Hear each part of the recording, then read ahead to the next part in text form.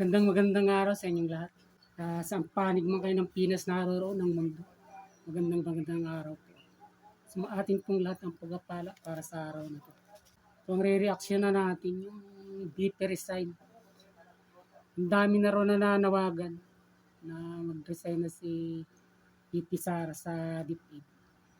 Dahil may mababasa ka nga mga caption lang naman to. Kumbaga ito yung mga useless, mga useless na mga mababasa natin. Sabi nga wala namang ginagawang maganda sa DepEd si BP Sara. Dapat kinakailangan mag-resign mo lang ito. Siyempre maugo nga yung usap-usapan na ang ipapalit o posibleng ipalit si dating Vice President Leni Robredo. Napaganda talaga ng mga plano nila. Kumbaga yari-yari na. Talagang binubuo na nila. Mind conditioning ika nga sa isip ng mga viewers nila. Mga viewers lang naman nila. Siyempre alam naman natin na kahit mga loser ang mga ito at panay ang shoot sa inidoro o lagi-lagi nilang nasushoot sa balde, marami pa rin naman ang mga ito. Kaya nga lang, hindi sila umuubro dahil mas marami. Marami siyempre yung sa Duterte dyan. Kahit pasabihin yung Marcos bumitaw dyan, umaasa lang naman yun sa Duterte. Katotohanan lang naman. Huwag natin dadaanin sa propaganda. Talagang hindi ubro talagang Marcos sa Duterte.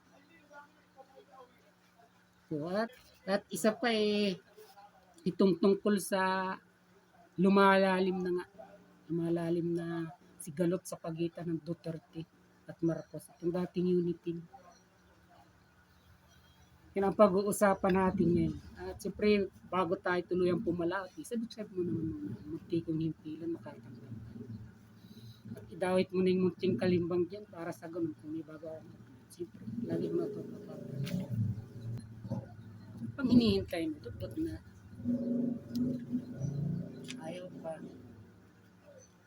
Unahin natin ito. Sino ba talagang nakikinabang sa sigalot na ito ng dating unity ng Marcos at Duterte? Sigalot sa politika. Hindi naman natin ito itinuturing o tinitingnan na personal na away talaga nila. Alam naman natin may mga nakapaligid at amuyong kumbaga na pinapalala kahit hindi naman ganoon katindi. Dapat mayroon pero ang ginagawa nito tutukuyin ko na yung mga pinklawan. Alam naman nila, wala na sila talagang kapirsa-pirsa. Kumbaga kung alin lang yung maaari nilang masandala na kahit pa paano hindi sila mabubuwal. Lalo na ngayong midterm election. Doon sila kakana. At sila nga, pinklawan ang busog na busog sa alitang ito. Dahil sa tigkabila, Duterte man yan o Marcos, kumbaga may mga bagay na ayaw sila sa Duterte at may ayaw sila sa Marcos na hindi na silang gagawa o magpapagod o bumatikos o pumuna ng pumuna. Katulad na lang halimbawa sa Marcos, siyempre ang mga dilawan dyan, di ayaw na ayaw din. Mga sinusulong ngayon ng kasalukuyang administrasyon ni Pangulong Marcos, lalo na itong chat-chat. Tutol na tutol sila dyan, itong mga dilawan. Ano pa ba itong Maharlikapan? Saka yung labis-labis at lantarang korupsyon sa kasalukuyan ito, sa panahong ito. Alam yan ang dilawan. Pero bakit sila tumatahimik? Siyempre nandiyan naman yung mga DDS, yung mga Duterte. Para ito ang pumuna ng pumuna at nang sa ganun, sila taga-panood na lang, pambuyo na lang sila ng bubuyo. O taga-gatong, sila yung taga-ihip ng para lumaki. At sa kabilang banda naman, sa panig naman ng Duterte, inaayawan naman nila na hindi na rin sila ang mismong nagpo-front na bumabatikos dito. Yung tungkol sa ICC warrant. ICC warrant, ang war on drugs, at saka yung issue dyan siyempre sa West Philippine Sea. Ito ang mga bagay naman na tinututulan ng inklawan sa Duterte na hindi na sila ang mismong bumabatikos, kundi yun ang loyalist ni Marcos. Nang bagay na ito, talagang napapaboran dito, yung dilawan. yung Tinklawan. Sa totoo na lang, umpisa na lang natin dito sa Chacha. Itong people initiative na isinulong ng, ng gobyerno o ng ating Speaker Martin Romualdez. Sa totoo lang naman kung hindi dito si Duterte nag-ingay at nagsigaw na talagang tumututol sa rito. Kahit inaayawan ito ng tinatanggan ito ng dilaw, wala naman silang magagawa. Kahit sa totoo, magtutuwad sila sa daan o sa ere man o magtitiwark sila, magtatumbling sila. Kung hindi si Duterte nag-ingay, hindi nila kayang pigilan itong Chacha, sa totoo lang. Tapatan lang tayo. Wala nang magagawa dito ang dilawan ko. Ito itinuloy ni Marcos at hindi ito tinutulan ni Duterte. Alam naman natin na tunaw ng Tinklawan. At kaya nga ito nagaganito sa pagkalunod nila na tila kumakampay-kampay at sisinghap-singhap. Naghahanap talaga to ng makakapitan. Kumbaga, oportunista kaya sila na ngayon. Yun ang mentalidad na nila ngayon. Kung dati wala silang ginawa kundi murahin, alipustahin ang Marcos. Alam natin yan, halos 30 taon. Tapos dito kay Robredo naman, mula nang lumaban ito mula nang pumasok ito sa administrasyon ni Aquino, ni Benigno Aquino o si Ninoy Aquino. Alam naman natin na ang isinulong na nito yung gustong ipanglaban at ipagbatikos ng mga Aquino sa mga Marcos. Magnanakaw, sinungaling, mga matay tao. At hanggang lumaban ng presidente nitong 2022, yung pa rin ang kanyang propaganda, yung pa rin ang kanyang sinususugan na panglaban kay Marcos sa kampanya. Totoo man o kasinungaling, siyempre propaganda nga. Ito yung ginagamit, ito yung ginagawa niyang hagdanan para kumuha ng simpatya ng tao. Yun ang akala niya. Ayun ang akala nila. Pero hindi nga nila alam paano nga ito. Sumanib nga kay Duterte. At mismo ang nagpahayag na nga nito si Amy Marcos. Si Duterte ang naglinis at naghawan ng mga kaaway nila sa politika. Totoo yun. Tapos ganito, parang ang naririnig nga natin umalis na si Sara Duterte, umalis na si Vice President Sara, Inday Sara sa DepEd, mag-resign na ng POSA. At ang ipapalit nga ng mga ito, o pinag-uusapan, si Robredo. Talagang napakakapal.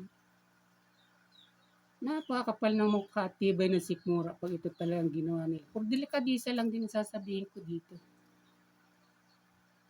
Kahit pasabihin natin laro ng politika ito, sa haba-haba naman ng panahon na magkabangga itong Marcos at hanggang sa minamana ni Robredo paglaban na ito sa Marcos ng mga dilawan.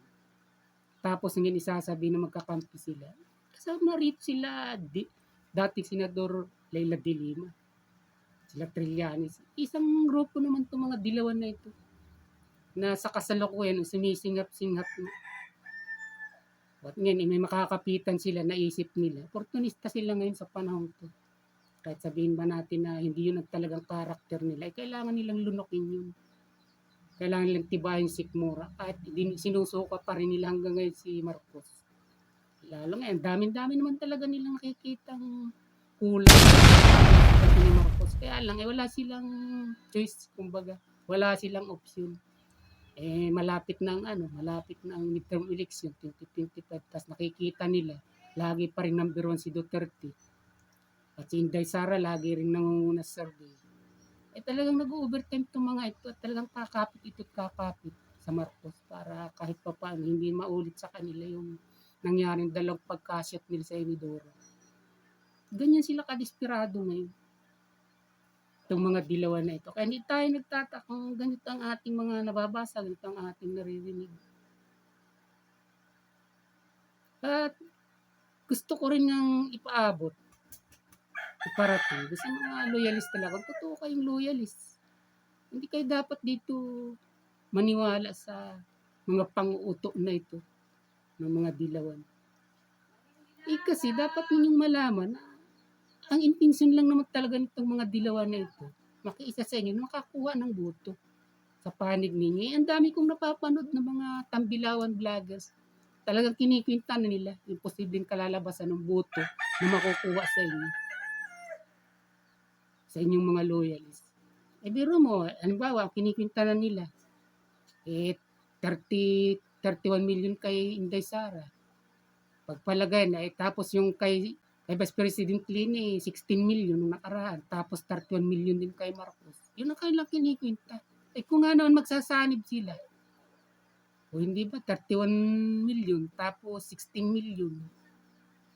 O halos 47 million. O kaya ang kintada nila, eh, kahit pa meron diyang, siyempre hindi masusulid, sabi nga nung nag-analyze ng gano'n. O halimbawa mabawasan pa rin ng 2 milyon o 4 na milyon ba. Eh, hindi pa rin naabot yung Duterte o si Sara. Ganon kailang tinta. At kaya nga, ang inuulit ko, huwag kayong basta pabudol dito sa mga ito. Malinaw lang naman ang gusto nito. Pasakayin kayo, utuin si Marcos, lalo't napapansin nila na ayaw lang nila maniwala kay Duterte. Walang katotohanan, talagang napapatunayan nila si Marcos ay isang weak leader. Bilang katunayan, itong dilawan na ito nagsabi na talagang nagpa-practice ng kapangyarihan ng Malacanang ay si Lisa Marcos, si Madam Lisa. Pakinggan niyo to. Ang nangyayari dito, alam nyo, itong mga ito, lumakas ang loob na nitong manawagan na mag-resign na si Sara dahil nagsalita na si Lisa Araneta eh. Ay alam naman natin si Lisa Araneta, syempre, asawa yan ng presidente. Marami ang nagsasabi na itong si Lisa Araneta, ito talaga yung nag-i-exercise ng power dyan sa Malacanang. Yung dilawan ito nagpapahayag na ito. Pero kahit gano'n nangyayari, dahil alam niya papabor sa kanila yun. Sa kanilang lahat na dilawan, pinklawan. Ayos lang kahit alam nila na yung Pangulo ay leader at hindi nang nasusunod kundi yung asawa. Natutuwa pa siya, di ba? O gaano ka klaseng takbo ng pag-iisip para lang sa politika, para lang sa pagsalba ng kanilang political career. O alam nila yun. Isang ka nakakita. Kahit sila kung sa totoo lang, kung sila malakas na oposisyon at hindi sila nanghina, itong isang malakas na pambatikos nila sa administrasyon. Hindi ba? Saan ka nakakita na hindi man yun yung binuto mo? Tapos siyang nasusunod dun sa Malacanang. O pero dahil pumapabor ito sa kanila, at ang lalabanan naman nila ay si Duterte, hindi mahalaga sa kanila ito. Kung ano ba yung pwedeng maging epekto nito sa mga Pilipino, sa bansa natin. Wala yun sa kanila, hindi nila naiintindihan. Ganyan ang mga laro ng mga hunghang, mga ungas. Eh nakakalungkot talaga. Kaya at yung mga loyalist, yung totoong loyalist, huwag kayo magpauto sa mga taong ito, sa mga pinklawan na ito, sa panahon na ito. Nilalaro lang kayo, inuuto kayo. Dahil nararamdaman nila si Marcos talagang wala namang lang kapangil-pangil. Pagkus yung kasama niya, nakapalibot sa kanya, yun ang nasusunod yun, sinusunod. Ito mismo nagsabing vlogger na ito. Hindi lang nila talaga matanggap, masabayan na tama si Duterte sa pagsasabi nung una pa na weak leader si Marcos. Pero ngayon, napapatunayan nila, nakikita nila. Pero tawa-tawa lang sila, ngiti-ngiti lang sila. Ang malaga kaya sa kanila. Hindi naman sa kung ano may kinabang yung taong bayan, kundi kung paano sila makakasalbangan ng boto ngayong midterm election. Lahat sila, dahil itong vlogger na ito, politiko din ito. At lalaban nga ito ngayong 2025. Ito lang sabi ko, bundat na bundat. Bundat na bundat itong dilawan sa away na ito ng Duterte at Marcos. Gumising naman kayo, yung mga totoong loyalist dyan ni Marcos. Huwag kayong basta makikinig. Maliwanag na nang uuto na lamang ito. Nagsisip-sip sa ibang salita.